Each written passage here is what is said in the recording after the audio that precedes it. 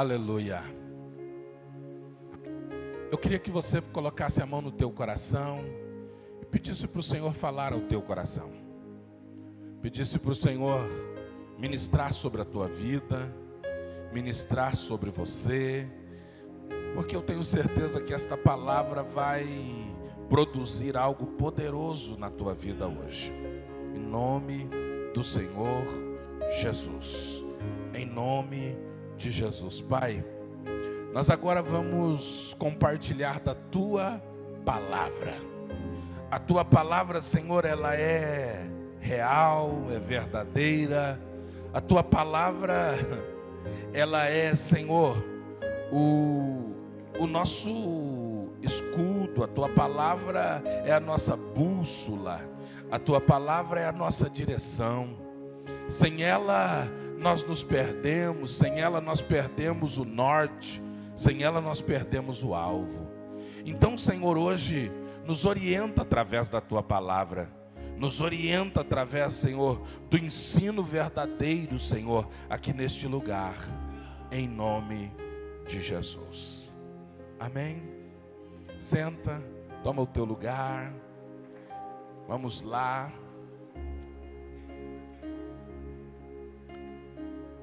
Eu quero usar a parte A de 2 Timóteo capítulo 2, versículo 15. Parte A do texto de 2 Timóteo. O que Paulo escreveu a Timóteo no capítulo de número 2. Ele diz assim, fica comigo um pouquinho. Ele diz assim: procura apresentar-te a Deus aprovado, como obreiro que não tem do que se envergonhar, que maneja bem a palavra da verdade. Eu quero usar só a parte A desse texto, quando ele diz assim: procure apresentar a Deus aprovado. Aprovado. A minha primeira pergunta que eu quero fazer para você hoje é: o quanto você tem interesse de viver a palavra de Deus? O quanto você tem interesse de viver de verdade o que a Bíblia Sagrada nos diz? O quanto você quer Deus na sua vida? Tem uma verdade que eu sempre digo, que é: o que você quer, por que você quer e o quanto você quer. Quando eu sei o que eu quero, eu estabeleço por que eu quero e o quanto eu me envolvo para alcançar aquilo que eu quero. Aí eu quero fazer aqui agora abrir um parênteses aqui e fazer você entender algo aqui. Porque se você quer viver a palavra de Deus, uma das coisas certas é que eu e você precisamos de ajuda na nossa trajetória. A gente não vai conseguir viver na íntegra, a maturidade, a perfeição da palavra de Deus se nós não formos ajudados. Mas aí vem uma outra afirmação que eu quero fazer. Pois não é possível ajudar uma pessoa que no fundo ela não quer ajuda. Eu vou repetir.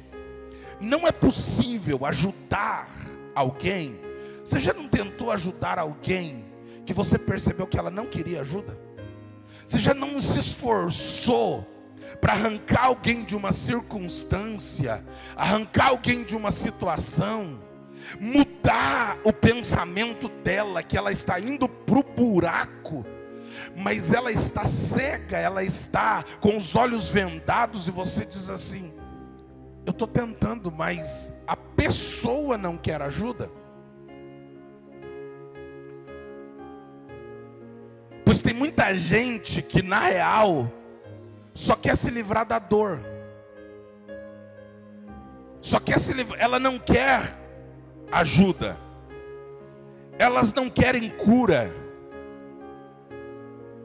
Por isso que, se parar a dor, elas voltam a fazer, a cometer aquilo que elas antes faziam.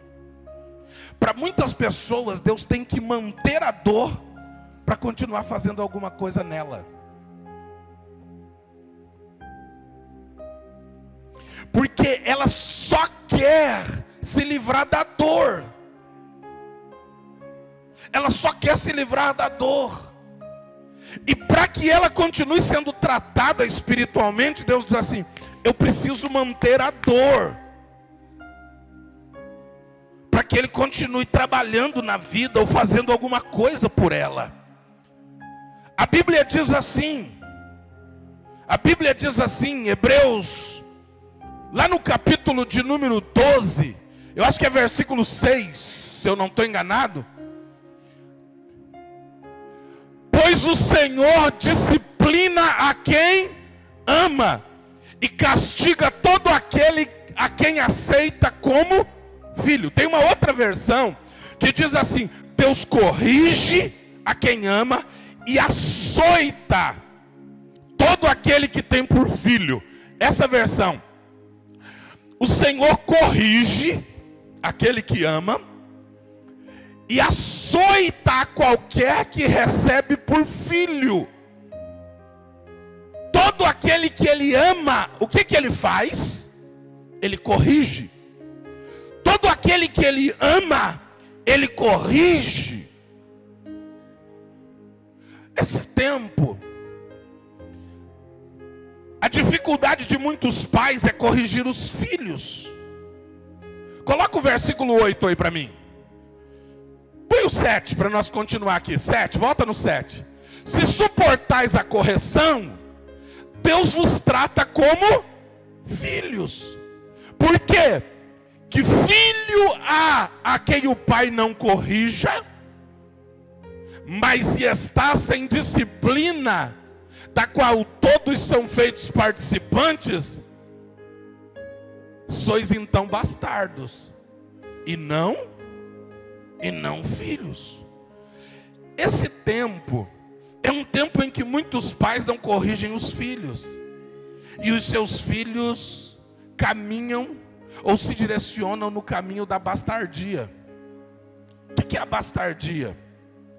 A maldição da bastardia são filhos que andam errantes, são filhos que não têm norte, não têm rumo, não têm rota, não tem lugar certo.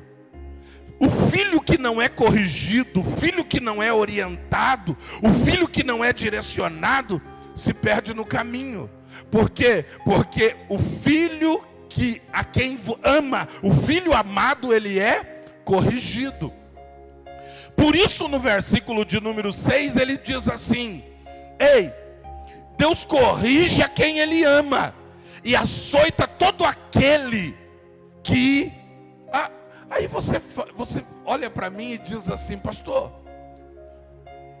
ele ama, Ele corrige, e Ele açoita a qualquer que recebe por filho.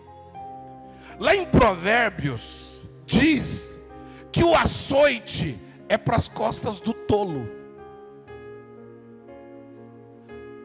Provérbios diz assim: o açoite é para as costas do tolo. Porque a pessoa que não se deixa corrigir, ela vai precisar ser açoitada.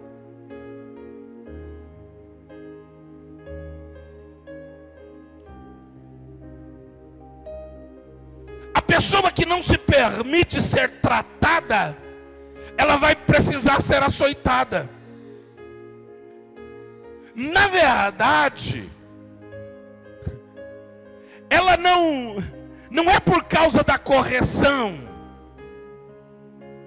Ela, na verdade, ela não para por causa da correção.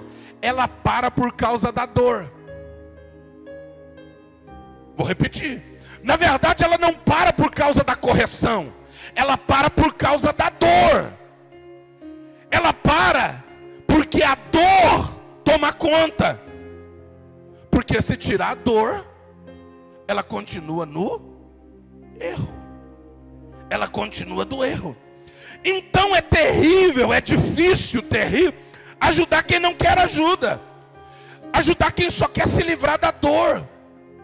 Ajudar quem não quer ser ajudado. E diz assim: tira a dor que está sobre mim. Tira essa luta que está sobre mim. Tira essa dificuldade que está sobre mim. Agora tem uma coisa que eu quero aqui, nessa introdução, afirmar para você. Mas os que progridem, querem acima de tudo ajuda. E não somente se livrar da dor. Os que crescem, querem ajuda, ainda que a ajuda lhe cause dor. Porque na nossa trajetória, a Bíblia diz que a disciplina é necessária. Mesmo que no primeiro momento não é prazeroso. Não é prazeroso, irmão, você ser confrontado. Não é prazeroso você ser alguém chegar para você e dizer que você está errado. Não é prazeroso alguém chegar e dizer que você deve fazer o que você, ou perdão, que você não deve fazer o que você gostaria de fazer.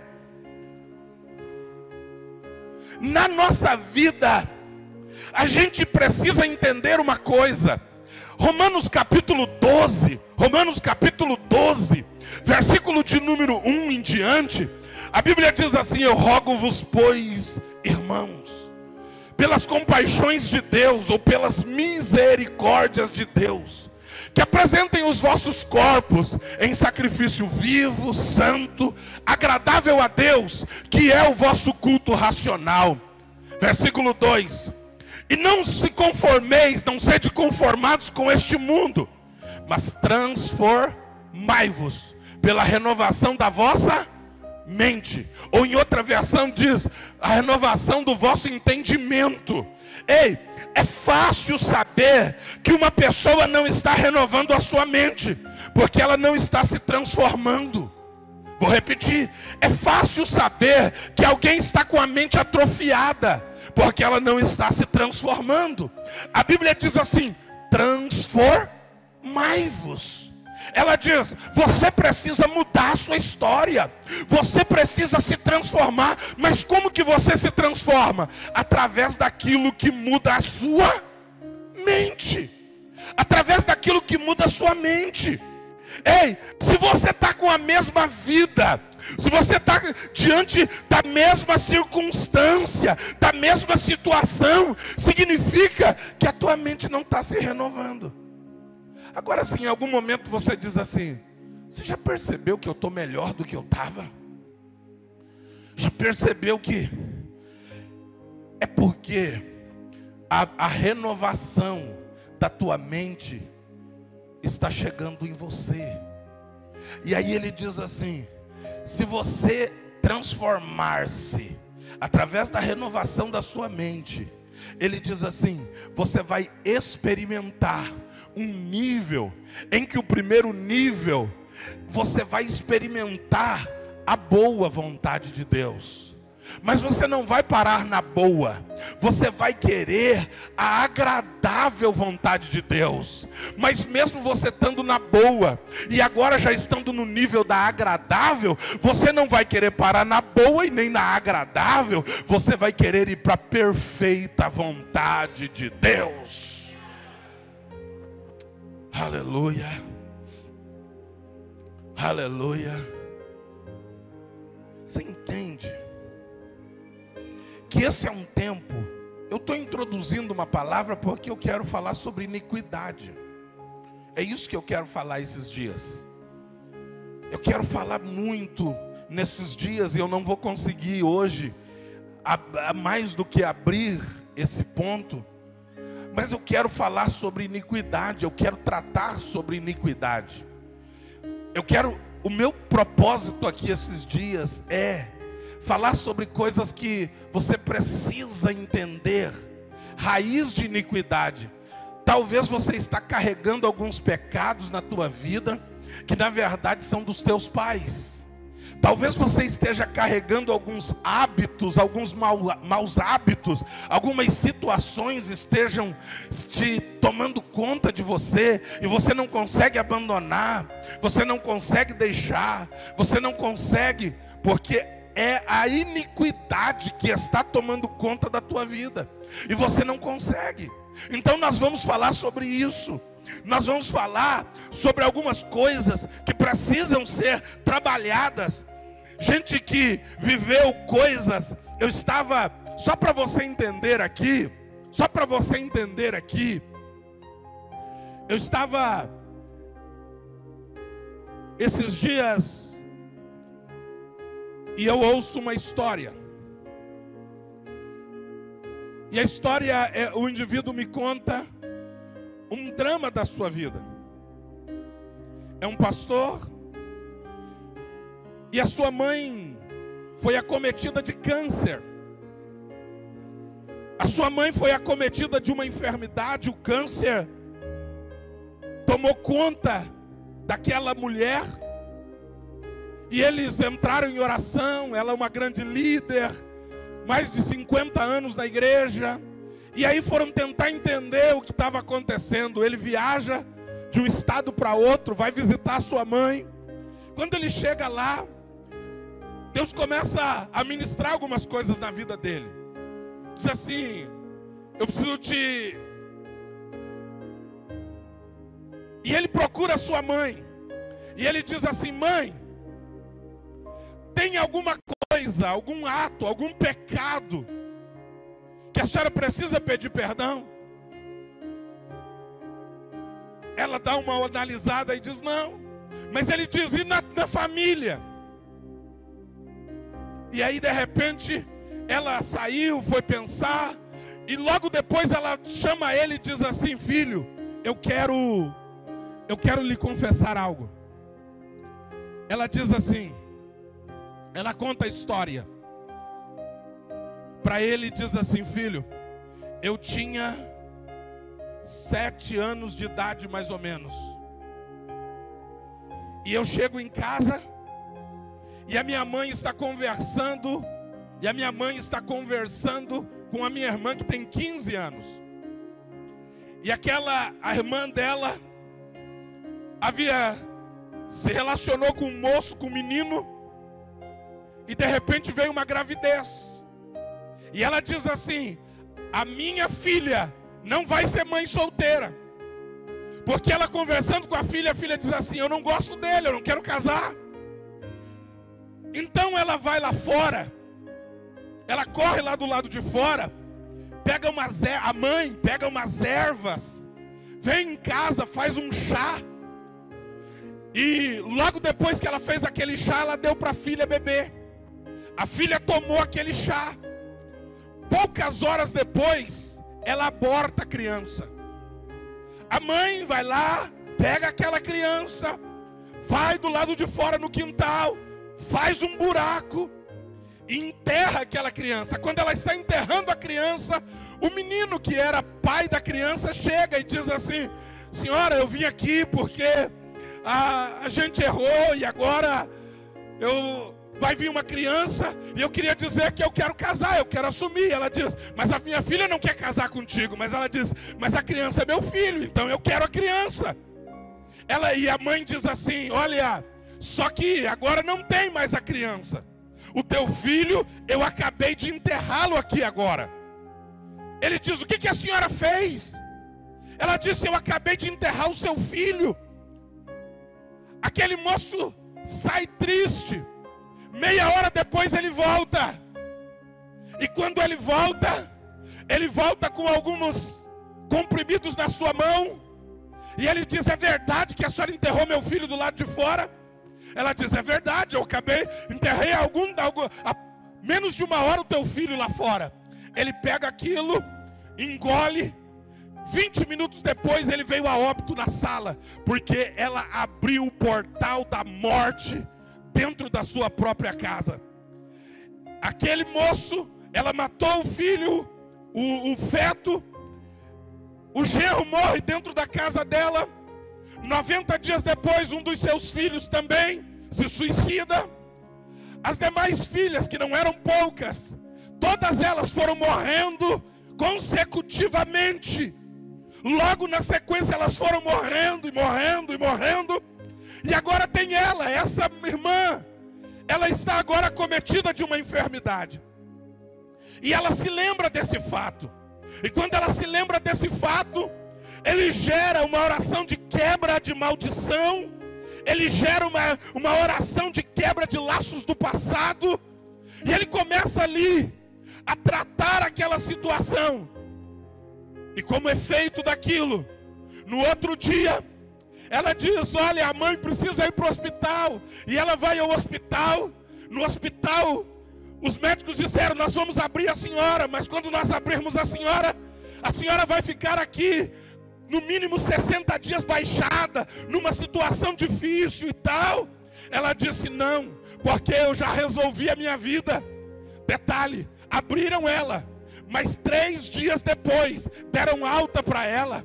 E ela volta para casa numa situação muito melhor. E agora ela tem uma recuperação rápida demais. Por quê? Porque ela foi resolver problemas que estavam na sua vida e que estava na sua história do passado. Talvez você diz assim: eu estou vivendo um casamento destruído. Deixa eu falar uma coisa para vocês. Você diz assim: não, isso é história.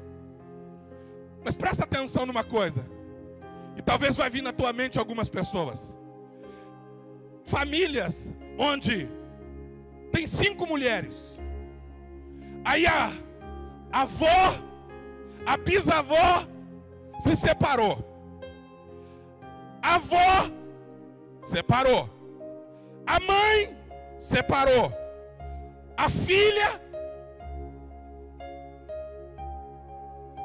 Onde que está isso? E às vezes você tem uma família de 4, 5 irmãs. E alguns dizem assim: nós somos 5, mas 4 é separada.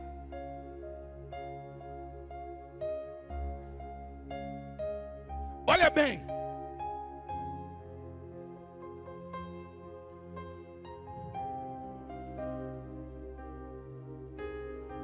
A pastora Teresa, a mãe dela, ela perdeu o pai dela num acidente automobilístico, num acidente de carro, quando ele tinha 50 anos de idade. 53 anos de idade, o pai, servindo a Deus, vai entregar ceia numa região rural, junto com alguns. Acontece uma fatalidade, e ela perde o pai com 53 anos de idade. Ela tinha 17 anos na época. Passou o tempo, ela casou, e de repente ela perde o seu marido num acidente automobilístico com 30 e poucos anos de idade. E ela tinha um histórico que provavelmente, se nós não tivéssemos tratado e trabalhado sobre a vida da Eduarda, ela também casa, e aí na sequência ela vai, e aí vai ficar viúva nova.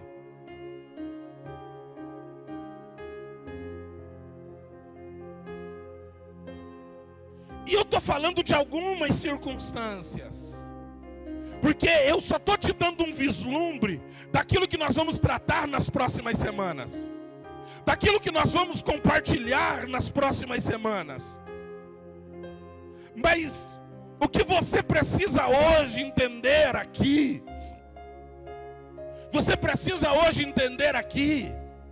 é que você está disposto a permitir ajuda na tua vida, ou só quer que a dor saia? Você está disposto a mudar a tua história, a tua vida, do rumo em que ela está indo, na direção em que ela está indo?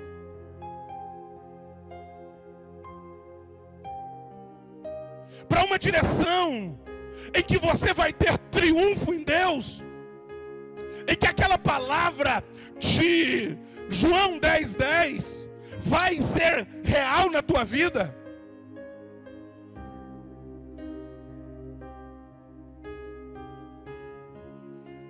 Eu vim para que tenham vida e a tenham com abundância.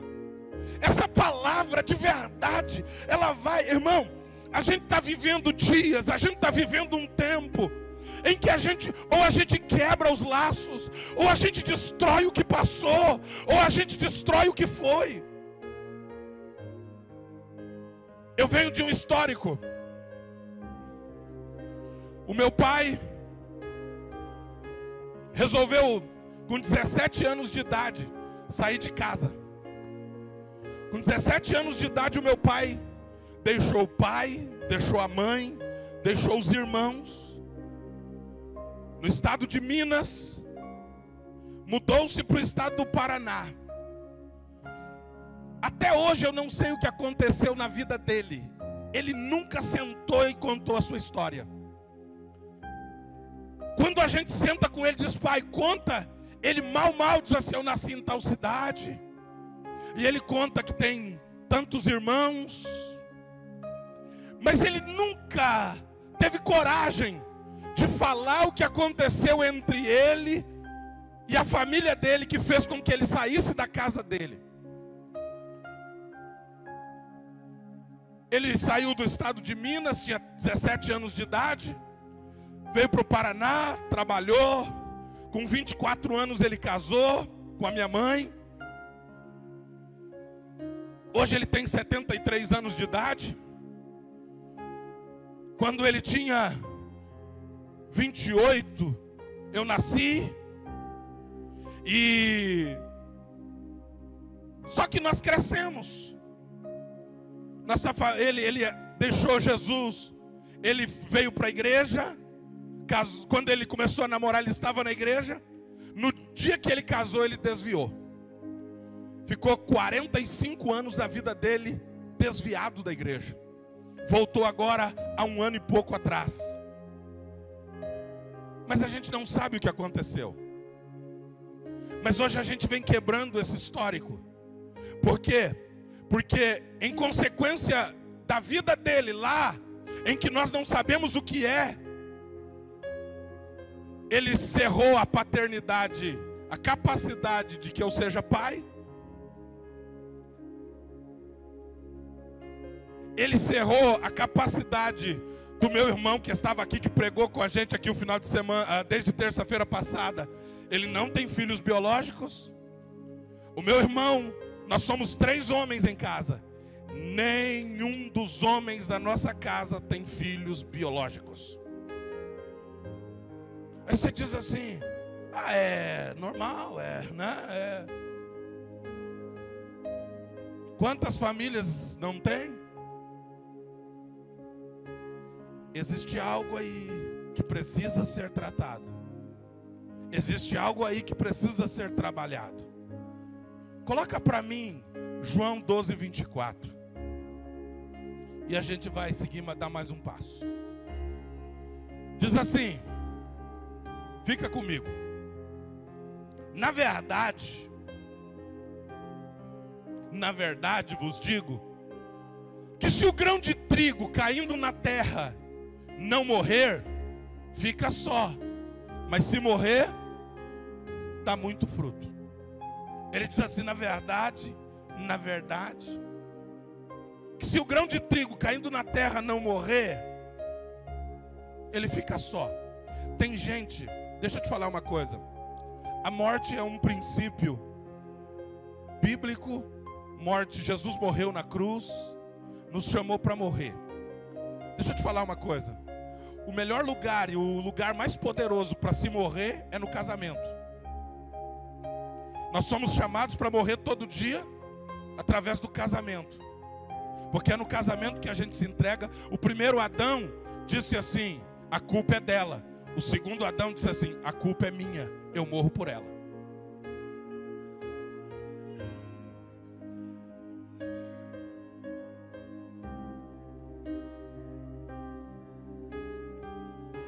E Cristo vai e alguém Alguém entende? Cristo vai e diz assim: eu morro por ela.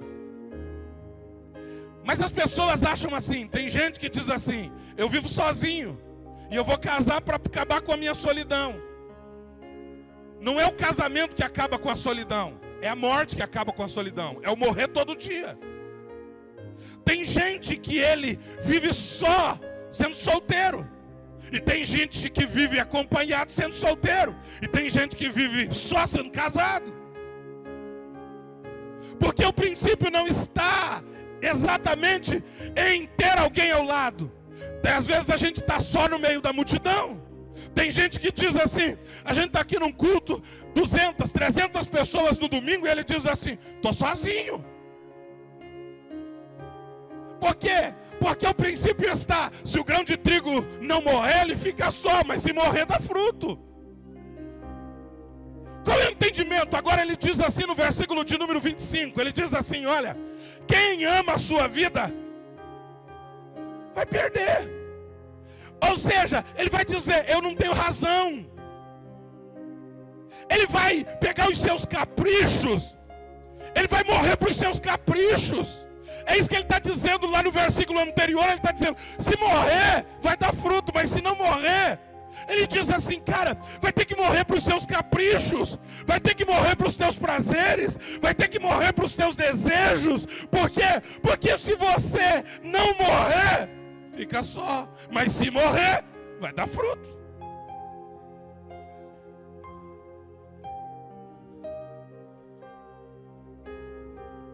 Lá no 25 ele diz assim: quem ama a sua vida, faz o que com a sua vida?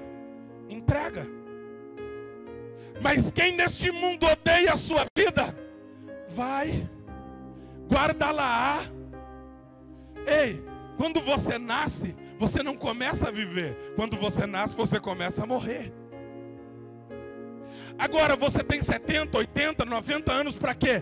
Para se preparar para a eternidade.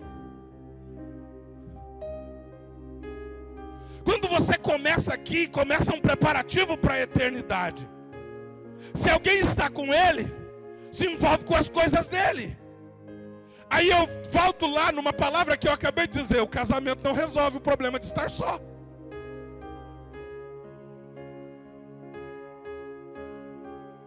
O que resolve o problema de estar só é a morte. E a morte o que é? É quando você escolhe não ter direito.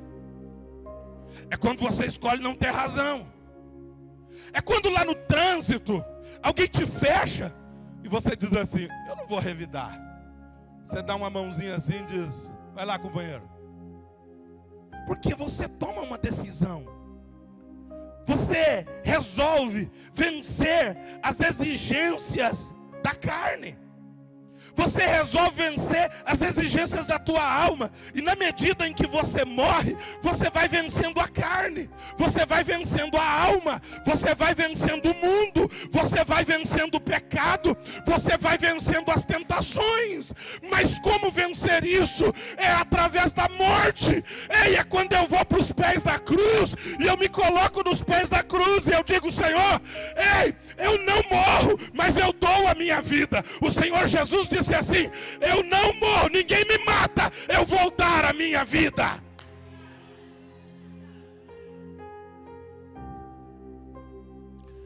É quando ninguém pode nos matar, mas a gente resolve dar a vida por amor de muitos.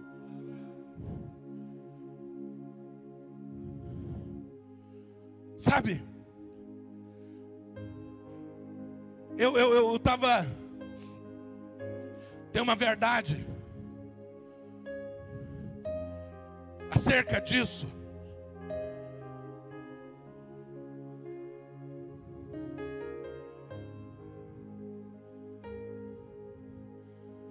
É que a gente, na questão morte, a gente precisa entender algo que a gente precisa desfrutar. A gente ou paga antes, desfruta depois, ou desfruta antes e paga depois.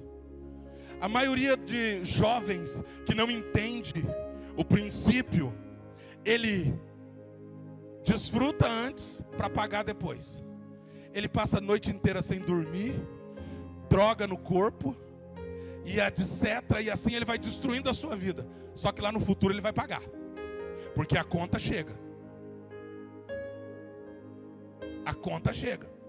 Enquanto o sábio diz assim: não, eu vou pagar hoje para desfrutar depois. Aí ele trabalha para quando ele tiver 50 anos ele não trabalhar mais. Para quando ele tiver 50 anos ele dizer assim: estou tranquilo, se eu trabalhar. Um cidadão, esses dias eu encontro com ele, e ele diz assim: eu cuidei da minha vida, desde os meus 15 anos eu comecei a trabalhar. E eu fui resolvendo a minha vida de tal forma, que quando eu tinha 45 anos eu não precisava mais trabalhar. Com 45 anos de idade, ele já tinha um patrimônio de mais de 5 milhões. Ele tinha dinheiro no banco, que os juros em que dava para ele viver muito bem a sua vida. E ele descobriu que ele estava tendo uma renda mensal de mais ou menos 300 mil reais por mês, a partir de coisas que ele foi acumulando. Ele trabalhou dos 15 aos 45 e ele pagou a conta até os 45 anos de idade. Com 45 anos de idade, ele agora passou os negócios para os filhos, resolveu a sua vida, e aos 45 anos ele pega a esposa, comprou uma moto daquelas que dos sonhos, colocou a mulher na garupa e disse assim: vamos lá. E ele sai por aí, viaja, vai para outros lugares, anda para o Brasil inteiro, ele e ela de moto. Por quê? Porque ele resolveu pagar a conta primeiro, para depois desfrutar.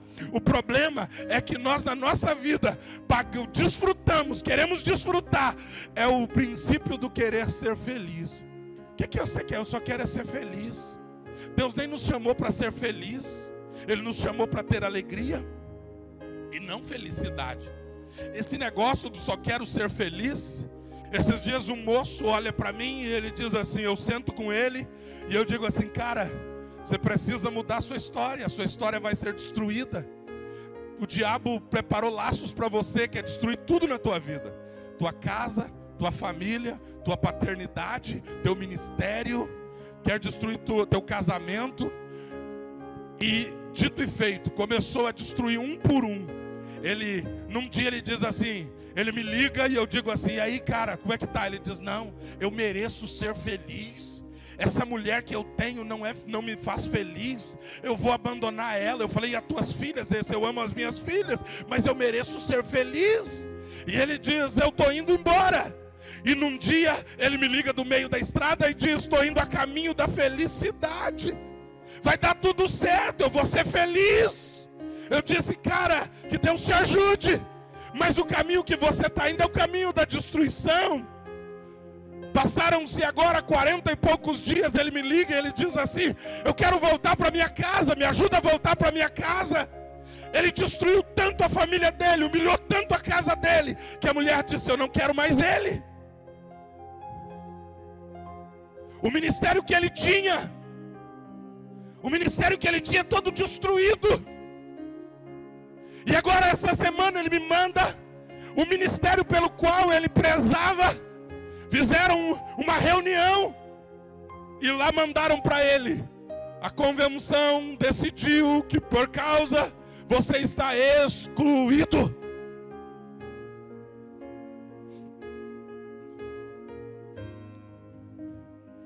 Porque ele resolveu desfrutar para depois pagar a conta. E nós fomos chamados por Deus. Ele diz assim: ei, paga a conta, depois você desfruta. Porque esse é o princípio. Não é assim que você faz no restaurante quando você chega? Primeiro você come, primeiro você bebe, aí depois. A gente tem um problema quando a gente entra num lugar que tem que pagar primeiro, fazer o pedido. E ele já disse: senhor, tem que pagar, porque senão não sai o teu pedido. Ele diz assim: eu não posso comer antes? Porque nós aprendemos a desfrutar primeiro, para depois pagar a conta.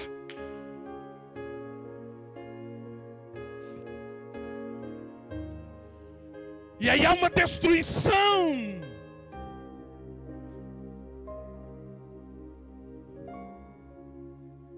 Famílias são destruídas, histórias são destruídas, porque resolvem a fazer isso.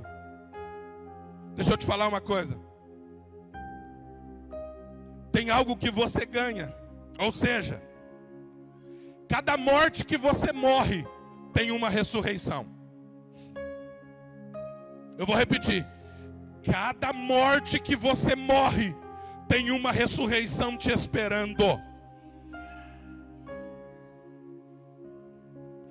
Cada momento que você diz não, cada renúncia, cada coisa que você diz, eu não vou viver isso, eu renuncio o pecado, eu renuncio meus prazeres, eu renuncio isso na minha vida, eu não quero, eu não vou desfrutar do pecado.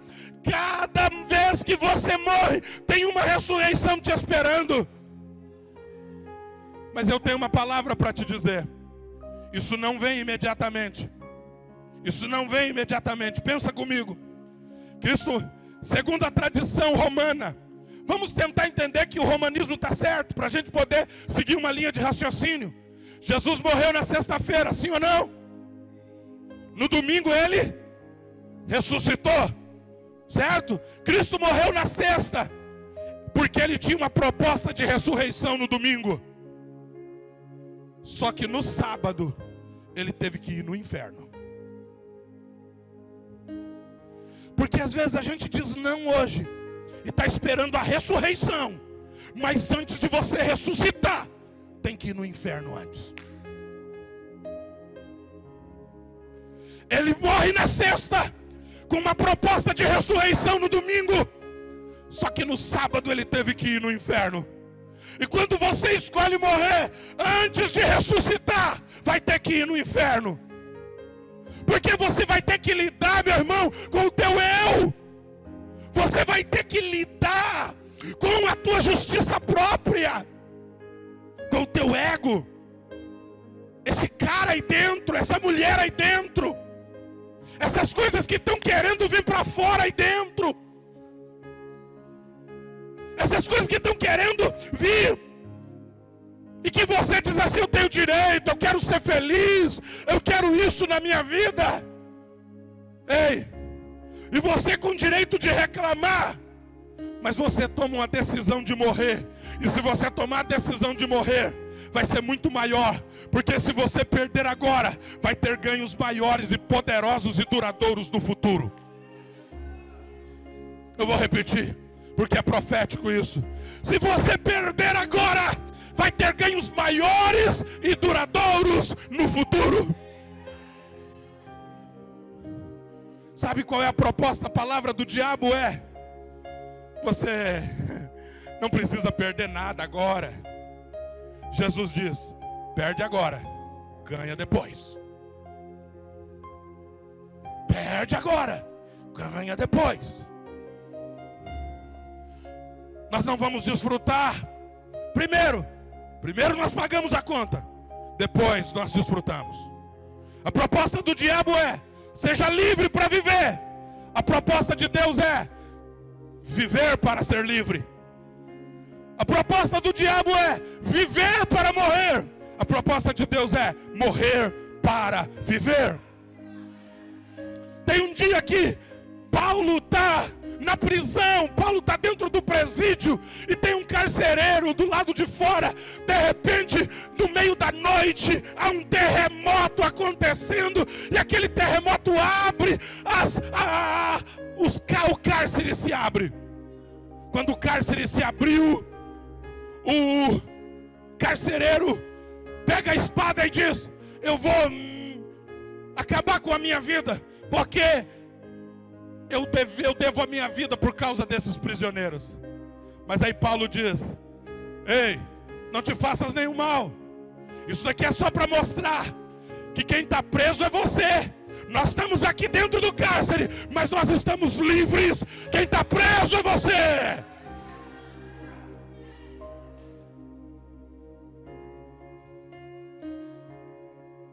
Ele mostra e diz assim: na verdade, você acha que você está do lado de fora, mas o presídio, você está encarcerado com tantas situações. Eu estou aqui dentro, não posso sair para fora, mas eu sou livre em Cristo Jesus, porque eu tomei uma decisão, e a decisão que eu tomei é: eu sou prisioneiro de Cristo. E isso muda tudo.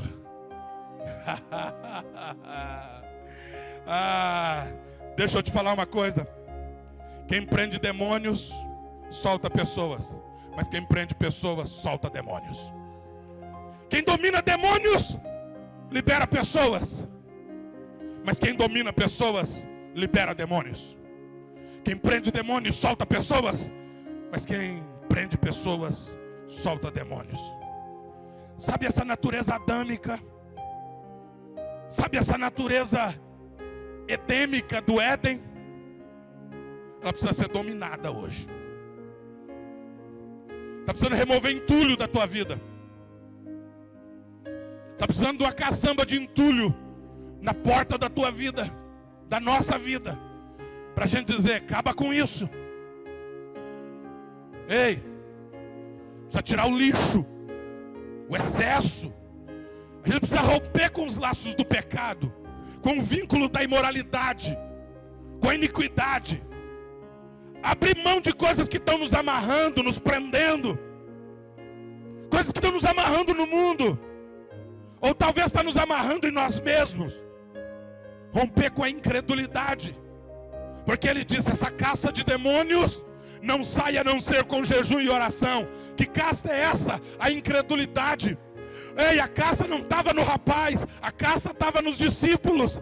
A caça não era em alguém que não conhecia a verdade, a caça estava em quem conhecia a verdade. Quando ele diz essa caça não sai, ele está dizendo, ele chegou e disse assim, Jesus está descendo. Um homem diz, o meu filho ora vai no fogo, ora ele vem na água. E os teus discípulos não puderam expulsar. Jesus vai lá e diz assim, sai. A presença de Jesus já tirou. O demônio teve que ir embora. Aí os discípulos dizem assim, por que a gente não conseguiu? Aí ele diz assim, vocês não conseguiram tirar o demônio dele, porque em vocês tem incredulidade. E essa casta de demônio não sai, a não ser com jejum e oração. Ele estava dizendo assim, o negócio é que vocês não conseguem viver algo extraordinário, porque tem um espírito de incredulidade tomando conta. E se você arrancar a incredulidade, vai haver coisas poderosas na tua história.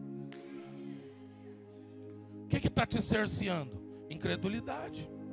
Rompe com a incredulidade. Rompe com o diabo. Mudanças precisam acontecer para você ir além. Fica de pé em nome de Jesus. Eu fiz a introdução, agora eu ia entrar na iniquidade, mas não dá mais tempo, eu entro semana que vem. Semana que vem eu vou entrar muito forte na iniquidade. Você precisa estar aqui e trazer um monte de gente para ouvir. Deixa eu falar uma coisa para você. A gente precisa gerar. Mudanças precisam ser geradas. Mudanças precisam acontecer para você poder ir além. É necessário caminhar para um outro nível. É necessário gerar uma conexão com o Espírito, pois esta é a chave. Quebrar o vínculo da independência, em que a gente resolveu ter uma independência de Deus. Nós pegamos o controle, nós tomamos o controle, porque a gente sabe muito bem fazer isso. Tempo e época da tecnologia, a gente senta no sofá e a gente tem o controle. Se alguém bater no portão, a gente pega o controle e abre o portão. Se a gente precisa ligar a TV, a gente pega o controle e liga. Se a gente precisa mudar de canal, não precisa nem se movimentar muito. É só levantar a mão com o controle. E a gente quer isso para a nossa vida também. Lembra daquele filme que o camarada pegava um controle e ele passava a vida dele para frente? Ele ia para lugares da vida dele, agora eu já quero isso. E ele pegava um controle. E ele descobriu que era melhor ele viver as coisas do jeito que elas eram, do que ele ter o controle da vida. Porque quando ele tinha o controle, ele perdia o controle. Pega o controle e dá para Jesus. Pega o controle e dá para Ele. Pega o controle e diz assim: Senhor, toma o controle. Saia do vírus da independência. A gente vai precisar, querido, olhar para as coisas à nossa volta e dizer: ó Senhor, eu não quero um nível de vida, um nível de lugar, um nível de vida cristã que não seja de entrega completa.